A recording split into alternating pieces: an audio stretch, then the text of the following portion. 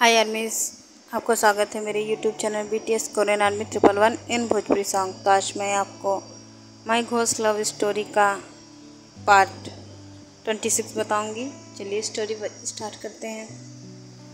पिछले पार्ट में हमने देखा था कि लिसा ते को उस जगह लेकर जाती है जिस जगह उसने जेके को ख़त्म किया होता है और बहुत ज़्यादा ही बुरी तरीके से उसे मारा होता है। वो एक एक करके ते को सब कुछ बता रही थी। जो कि उसे सुनकर बहुत ज़्यादा गुस्से में आता है क्योंकि उसे पेन हो रहा था। इस वजह से कुछ वो कह भी नहीं पाता है। यहाँ पर बहुत ज़्यादा ही बुरा होता है। वो एक एक करके उसे सब कुछ बताती है कि कैसे उसने जेके को ख़त्म किया। लिसा जो कि बताती है कि जिस जगह मैंने तुम्हें बांधा है उसी जगह तुम्हारी जेके को भी बांधा था। और पता है उसे किससे मारा था मैंने, ये देख रहे हो। वो दिखाती है कि उसमें इतने सारे कांटे कीले लगी होती हैं उस डंडे में और अभी भी उस पर खून होता है और वो सूख कर काला पड़ चुका था। इससे उसको पता चल जाता है देखो कि ये खून उसकी जेके का है। जेके जो कि बहुत ज़्यादा ही बुरी मौत मारी गई थी। लिसा जो कि बेशर्मों की तरह बताती है कि मैंने उसे इससे तब तक मारा था जब तक वो मर नहीं गई। और पता है वो बहुत ज़्यादा ही तड़प रही थी। उसने खुदकुशी कर ली क्योंकि वो ये दर्द बर्दाश्त नहीं कर पाई। वो मेरे सामने बहुत ज़्यादा गिड़गिड़ा रही थी। तो प्लीज़ मुझे छोड़ दो, मुझे अभी नहीं मरना है। प्लीज़ जाने दो मुझे नहीं मरना है। लेकिन मैंने उसे नहीं छोड़ा और उसे बहुत बुरी तरीके से मारा। और जब मैं उसे मार कर मज़ा ले रही थी तभी वो पागल इस आग में कूद के अपनी जान दे दी क्योंकि उससे अब बर्दाश्त नहीं हो रहा था। और जब वो मरी तो उसके अंदर से एक चिंगारी निकली और वो थी उसकी आत्मा। मैं उसे पहचान गई। ये कोई बुरी आत्मा नहीं है, ये एक अच्छी आत्मा है और इसने अपनी ज़िंदगी में कभी भी कोई भी पाप नहीं किया था जिस वजह से ये इतनी पवित्र तरीके से निकली है। अब मैं बहुत ज़्यादा ही एक्साइटेड थी लेकिन मुझे याद आया अगर ये ऐसे ही घूमेगी तो मुझसे बदला लेने ज़रूर आएगी और इसे मुक्ति मिल जाएगी। लेकिन इसे कुछ तड़पाना चाहिए मुझे। और फिर मैंने इसकी याददाश्त अपने पास रख ली और बहुत ज़्यादा ही बुरी तरीके से उसे मारा था मैंने। इसलिए मैंने उसकी याददाश्त अपने पास एक ब्लू पेंडेंट में रख ली और वो आज भी मेरे पास है। और तुम उस ब्लू पेंडेंट तक कभी नहीं पहुंच पाओगे और उससे पहले ही तुम मारे जाओगे। तभी वहाँ पर जो कि जेके और बाकी सब आ जाते हैं, यूंगी और रोज़। जब इस तरीके का हाल देखते हैं तो बहुत ज़्यादा ही वो गुस्सा आ रही थी रोज़ को क्योंकि रोज़ उस आत्मा को देख पा रही थी। जब ते जो कि उससे बातें कर रहा था तभी लिसा ने कहा था कि चलो मैं तुम्हें अपना असली रूप दिखाती हूँ, जिसे देखकर तुम्हारी जेके डरी नहीं थी और उसके अंदर दुगनी हिम्मत आ गई थी मुझसे लड़ने के लिए। तब वो उस शरीर में से बाहर निकलती है और वो शरीर देखकर तो जेके के होश उड़ जाते हैं। इतना ज़्यादा बुरा हाल था उसका, डार्क सर्कल्स थे और तो बेजान सा शरीर वो पड़ा होता है। उसे देखकर नहीं लग रहा था कि उसमें जान भी होगी। उसे कुर्सी पे बैठाकर वो निकलती है। देखो तो कुछ दिख ही नहीं होता है, उसे कुछ भी ना दिख रहा होता है। तो फिर वो आत्मा जो कि लिसा की होती है वो कहती है कि देखा, यही मेरा असली रूप है, तुम्हें क्या लगा। वो तो मुझे इस तरीके से भी देख के नहीं डरी थी जैसे कि तुम नहीं डर रहे हो। और वो जेके को इसी तरीके से मार मार के उसने घायल किया होता है क्योंकि वो उसे देख नहीं सकती थी। यहाँ पर देखो भी डर लग रहा था लेकिन वो उससे हिम्मत करके कहता है कि तुम मुझे नहीं मार सकती। और तुम्हारा अंत तो आज ही होगा। ये सब बोलकर वो बहुत ज़्यादा ही उससे गुस्से में था। यहाँ पर जब सब आते हैं तो देखिए ये हालत देखकर शॉक हो जाते हैं और तुरंत ही जेके अपने पावर से उसे बचाती है। उसके पास ज़्यादा पावर नहीं होती है लेकिन फिर भी वो उसे बचाती है और अपनी पूरी पावर लगा देती है। यहाँ पर जेके और लिसा आमने सामने होते हैं। लिसा जो कि कहती है कि तुमने यहाँ पर आकर बहुत बड़ी गलती कर दी है जेके। अब तुम मेरा गुस्सा बर्दाश्त नहीं कर पाओगे और तो और तुमने क्या सोचा कि मैं तुम्हें जिंदा छोड़ दूँगी। जिस आत्मा को मैं मारने के लिए इतने दिन से तड़प रही हूँ आज वो मेरे सामने है। तो तुमने क्या सोचा मैं तुम्हें ख़त्म नहीं कर पाऊँगी, लेकिन कर लूँगी मैं और अमर हो जाऊँगी और फिर इस दुनिया से कभी नहीं जाऊँगी। ते जो कि बहुत ज़्यादा ही बुरी तरीके से घायल था, उसकी हालत बहुत ज़्यादा ही ख़राब थी। लेकिन जेके जो कि लिसा से लड़ रही थी बहुत ज़्यादा कमज़ोर हो गई थी कि तभी रोज़ जो कि कहती है कि तुम वही हो ना जिसे मैंने हेल्प की थी। अब देखो मैं तुम्हारा क्या करती हूँ, तुम्हें कोई ख़त्म नहीं कर सकता ना, कि तुम्हारी गलतफहमी है।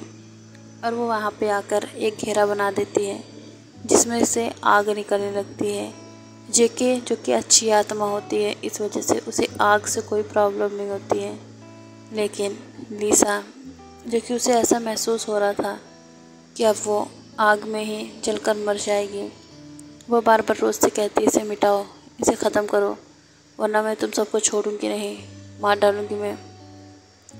रोज़ जो कि बहुत ज़्यादा ही हिम्मत करके ते से कहती है कि अब हमें जेनी से बात करनी होगी।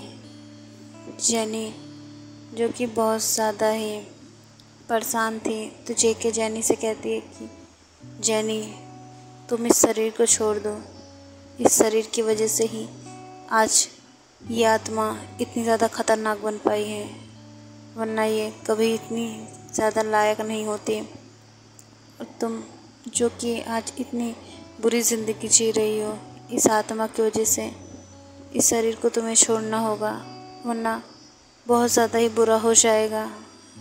जेनी जो कि ये सब सुनती है ते उसके पास आके कहता है कि तुम फिक्र मत करो, हम तुम्हें बचा लेंगे, लेकिन इस शरीर को फ़िलहाल के लिए तुम्हें छोड़ना होगा। जो कि बहुत ज़्यादा ही बुरा होगा, लेकिन हम तुम्हें बचाने की कोशिश करेंगे। ते जो कि लिसा से कहता है तुम्हें बहुत ज़्यादा घमंड है ना इस शरीर पर, अब मैं इस शरीर को ही नष्ट कर दूँगा और इस शरीर से ही तुम्हारी बहन को निकाल दूँगा जिससे कि तुम कभी इस शरीर में प्रवेश ना कर पाओ। ते इस तरीके से बोलता है। जेनी जो कि अब बहुत ज़्यादा ही हिम्मत करने वाली थी। ते और रोज़ जो कि उससे उस पेंडेंट के बारे में पूछते हैं तो हिम्मत करके अपने गले की तरफ इशारा करती है, क्योंकि लिसा ने वो पेंडेंट हमेशा अपने गले में पहन रखा था, लेकिन वो भूल गई थी कि वो शरीर उसने छोड़ दिया है और उसने उस पेंडेंट के बारे में भी ते को बता दिया था। अब तुरंत ही ते उस पेंडेंट को निकालता है तो लिसा कहती है कि उसे वापस रख दो, वरना तुम लोगों का बहुत बुरा हश्र होगा। ते तुरंत ही उसे पटक कर तोड़ देता है। उसके टूटने के बाद उसमें से रोशनी निकल के जेके के पास जाती है और जेके को सब कुछ याद आ जाता है कि उसे किस तरीके से कितनी बुरी तरीके से मारा गया था और उसे अपनी अंतिम इच्छा भी याद आ जाती है। तब वो ते से कहती है कि मुझे याद है मेरी अंतिम इच्छा क्या है, मैं ये मांगी थी कि मुझे मारने वाला उसे भी बहुत बुरी तरीके से मौत मिले और वो मौत सिर्फ मैं दूँ। इस वजह से आज तक मेरी इच्छा पूरी नहीं हुई, क्योंकि आज तक लिसा ख़त्म ही नहीं हुई और मुझे जब याद ही नहीं था, इस वजह से मैं उसे कभी भी नुकसान नहीं पहुंचा पाई। इस वजह से मुझे बार बार ये याद आता था कि मैंने इसे कहीं देखा है, इसे कहीं देखा है, बट मुझे ये नहीं याद आ रहा था कि मुझे मारने वाली भी यही होगी। और ये सब कहकर ते को देखती है। ते जो कि रोने वाला होता है क्योंकि वो अपनी शेके को बहुत ज़्यादा मिस कर रहा होता है। वो बहुत ज़्यादा ही उससे प्यार करता है। ऐसे ही अब रोज़ जो कि उस पेंडेंट को तो तोड़वा देती है, अब वो जैनी की तरफ देखती है जो कि हिम्मत कर कर उस कुर्सी से उठ रही थी और वो गिर जाती है। उसे संभालने के लिए सब जाते हैं, लेकिन अगले ही पल जैनी रोक देती है और कहती है मेरे पास कोई नहीं आएगा, मैं ही इन सब की जड़ हूँ, तो मुझे ही ख़त्म होना पड़ेगा। और याद रखना, मुझे जो भी कष्ट दिया है और जिसने भी मेरे शरीर के साथ खिलवाड़ किया है, भगवान उसे ना ही मुक्ति देंगे और ना ही इस दुनिया में रहने देंगे। उसे इतना बदतर तरीके से अपनी ज़िंदगी जीनी होगी कि वो इस दुनिया में कभी जन्म ना ले पाए, उसका कभी पुनर्जन्म ना हो, वो आत्मा नहीं रहेगी और ना ही इंसान रहेगी। इस तरीके का श्राप देकर वो आग में कूद जाती है जो कि जल रही होती है, जिसमें जेके ने अपनी आत्महत्या की होती है। ऐसे ही सब वहाँ पर रो रहे होते हैं क्योंकि सभी जैनी के लिए परेशान थे, क्योंकि उसकी कोई भी गलती नहीं थी, लेकिन उसकी सिस्टर की वजह से आज उसका इतना बुरा हाल है। वो बर्दाश्त नहीं कर पाती, इतना ज़्यादा ही उसका बुरा हाल देखकर सभी बहुत ज़्यादा ही परेशान हो जाते हैं। यहाँ पर अब जो कि सब बहुत ज़्यादा ही खुश होते हैं कि लीसा, जो कि बहुत ज़्यादा ही अपने आप को पावरफुल बता रही थी, अब वो बिल्कुल भी पावरफुल नहीं है। लीसा जो कि जेके को मारने वाली होती है, तभी उसे वो आग जला देती है और वो आग की तरह टपक टपक कर ज़मीन में समा रही थी। तो फिर रोज़ कहती है कि तुम्हें तुम्हारी बहन का श्राप लगा है, अब तुम ना इंसान रहोगे और ना ही आत्मा, तुम अब पाताल लोक में जाओगी और वहाँ की भट्टी में जलोगी और इस तरीके से तुम्हारी कहानी कभी ख़त्म नहीं होगी। तुम हमेशा नीचे रहोगी और उस नर्क में अपनी ज़िंदगी बिताओगी, तब तुम्हें पता चलेगा कि आखिर तुमने क्या किया है। वो रोज़ इतना सब कुछ बोलती है और लीसा वहाँ से टपक कर ख़त्म हो जाती है। जेके के अंदर से रोशनी निकलती है, तो ये सब देखकर रोने लगता है और कहता है कि मैंने तुमसे ही प्यार किया है और तुम मुझे छोड़कर नहीं जा सकती। तुम्हें बचाने के लिए मैं कुछ भी करूँगा, तांत्रिक को बुलाऊँगा, लेकिन तुम प्लीज़ मुझे छोड़ के मत जाओ, मत जाओ मुझे छोड़ के, मैं तुम्हारे बिना नहीं रह पाऊँगा, मर जाऊँगा मैं भी। जेके जो कि कहती है कि नहीं, तुम नहीं मरोगे, तुम्हें अपनी पूरी ज़िंदगी जीनी है। मेरी वजह से तुमने बहुत कुछ झेला है, मैंने तुम्हें बहुत परेशान किया है, इस वजह से तुम्हें अब जीना होगा और पूरी लाइफ को जीना होगा। अभी तुम्हें अपने बच्चों को भी देखना है, लेकिन मेरी नसीब में ये सब नहीं था, इस वजह से मुझे नहीं मिला, लेकिन तुम्हारे नसीब में है। तुम इस तरीके की बेवकूफ़ी करके मेरे पास नहीं आओगे। रोज़ जो कि ये सब सुन रही थी और वो जेके को अपनी बॉडी में आने को कहती है, तो जेके जो कि स्माइल करके उसकी बॉडी में जाती है, तो जो कि उससे बहुत प्यार से हग करता है, क्योंकि उसे बहुत ज़्यादा ही उसे हग करने का मन कर रहा था। वो ऐसे उसे गले लगाता है और फिर अगले ही पल उसके शरीर से बहुत तेज़ रोशनी निकलती है, जैसे उसे अभी मुक्ति मिल जाएगी और वो तुरंत ही उसे किस करने लगता है।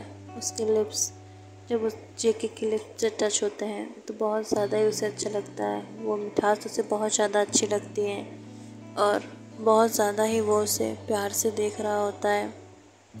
और इस तरीके से जेके जो कि अब उसके शरीर से चली जाती है, उसे मुक्ति मिल जाती है। तब जाकर जेके जब उसके शरीर से चली जाती है, तभी अब उसके लिप्स को छोड़ देता है जो कि रोज़ के होते हैं, लेकिन उसे उसके जेके के लिप्स के टेस्ट पता चल रहे थे।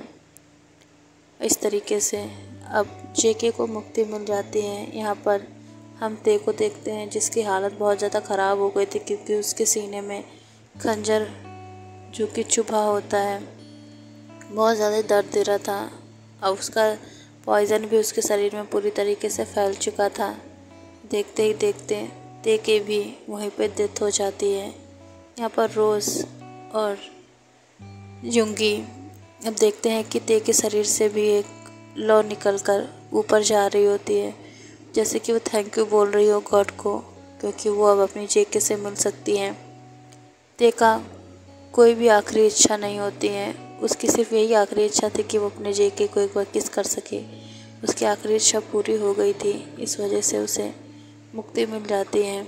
यहाँ पर बहुत ज़्यादा ही खुशी से दो लोग ऊपर उड़ते हुए जा रहे थे। दोनों ही एक दूसरे का हाथ पकड़े होते हैं। ओके यार, मैं इस पार्ट को मैं एंड करती हूँ। नेक्स्ट पार्ट में बहुत कुछ होगा, तो आप लोग प्लीज़ उस पार्ट के लिए वेट कीजिए। बाय आर्मी, सरांगे, love you so much army.